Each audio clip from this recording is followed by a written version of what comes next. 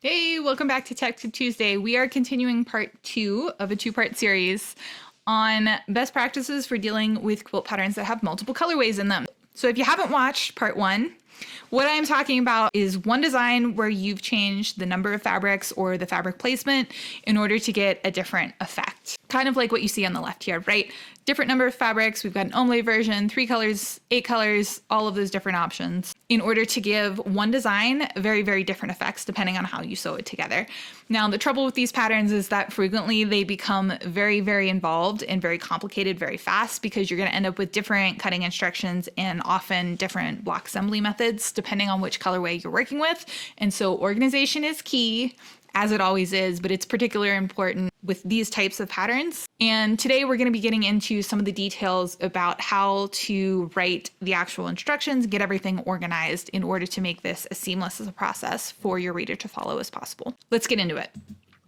So the first tip that I have is to label things coordinating. So for instance, what you're seeing here on the left is one of my patterns where you've got a 2-color version and then an ombre version, right? So in the ombre version, you're going to have, I believe, 6 or 7 different fabrics, but they're used in the same way, right? Fabric A is going to have the same pieces as fabric B and the same pieces as fabric C. We're just kind of keeping track of those positions in order to get that ombre effect, versus in the 2-color version, all of your fabrics are treated as the same. So this is frequently the case with multiple colorway patterns, right? You'll take a couple of your fabric options in the more fabric options version and combine them into the limited color version or fat coated version, precut version, whatever strikes your fancy.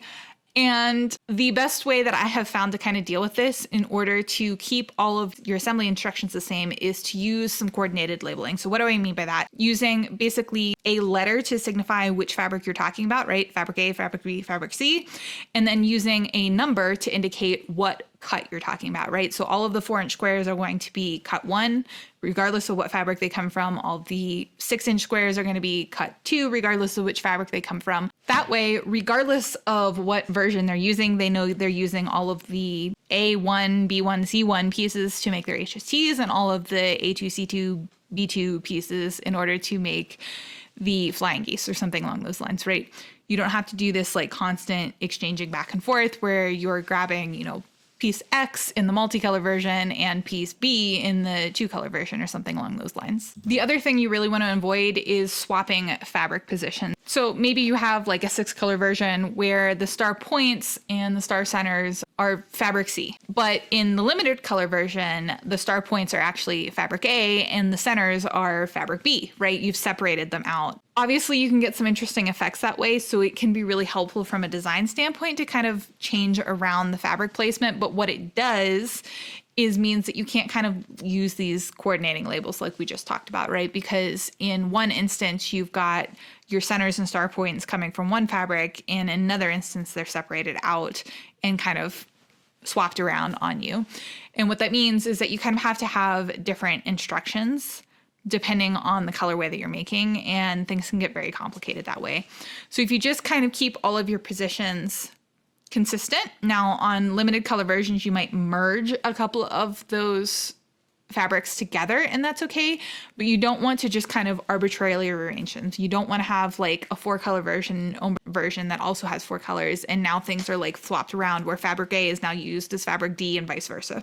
Gets really confusing, gets really hard to write in the instructions in a way that actually makes sense to your reader. Now, the next thing is one that I've touched on already, and that is trying to keep all of the construction methods the same for all versions. Sometimes you can't help yourself, but what you don't want to do is use like the 4 at a time HST method for one version and the 8 at a time HST method for a different version, because now you have 2 sets of instructions. Pick a construction method that is going to be applicable to all versions and just work with that for the entire pattern, even if you lose some efficiency. I've seen some patterns where, in one colorway you've got rectangular blocks and in another colorway they're like square blocks or something along those lines, or you've merged several of the pieces together because you've merged those fabrics and now you don't need to have multiple cuts. But now the assembly for that block is completely different just because you've done that. So frequently you're going to have to make some compromises here and pick construction methods that work for kind of the most colorways rather than separating things out. If you can't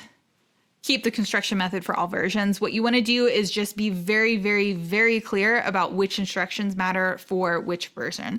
So for instance, if you're doing something that uses strip pieces and you've got a yarded version where you're using the entire strip, and you've got a fat quarter version where you're only using half strips, you need to delineate which applies to which version very clearly, put it in the header, call it out, and make sure that they understand that if you are following this version, you're going to skip this block and go straight to the one that's labeled fat quarter version only, and delineate it very clearly. What you don't want to do is have all of these instructions kind of intertwined constantly so that you're having to read through a very, very long pattern where like half of the construction methods don't apply to you because they only apply to one of the colorways that you don't happen to be making. I've also seen some people try to use like a 4 at a time HST method for one version and an 8 at a time HST method for another version, right? Where it's limited colors because you need 4 HSTs per block. And if you're using yardage, you're using all of the same HSTs for all blocks. So you can use the most efficient method, which is probably 8 at a time. But if you happen to be doing like a fat quarter version and you're only making 1 block per fat quarter, you only need 4 of each HST print, right? And so you want to use the 4 at a time method. My recommendation is to stay away from that. You may actually want to kind of downgrade the HST method that you happen to be using in order to make it the same for all of the versions that you have. This is also really important for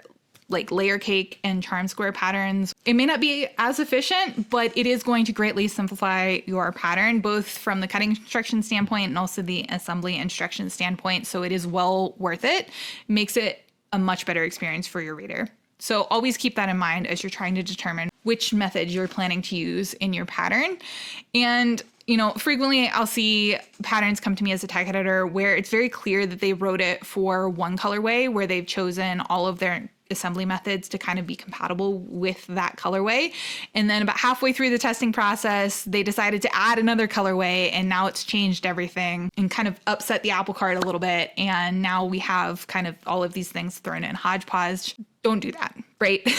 Put in the work to actually fully integrate the colorways with your pattern, or just say no and leave it out, right? Oftentimes it's easiest to kind of know what colorways you're going to be including up front from the start so that you can plan accordingly. But if you come up with something later that you really want to include, do the pattern justice and put the work in to actually do it properly, rather than just kind of throwing all of these things willy-nilly and ending up with a pattern that's very difficult to follow for your reader. Because at the end of the day, it is not about you, it's about them. Alrighty, that's all I've got for today. If you found this video helpful, make sure you like and subscribe, and I will see you next time for Tech Tip Tuesday. See ya!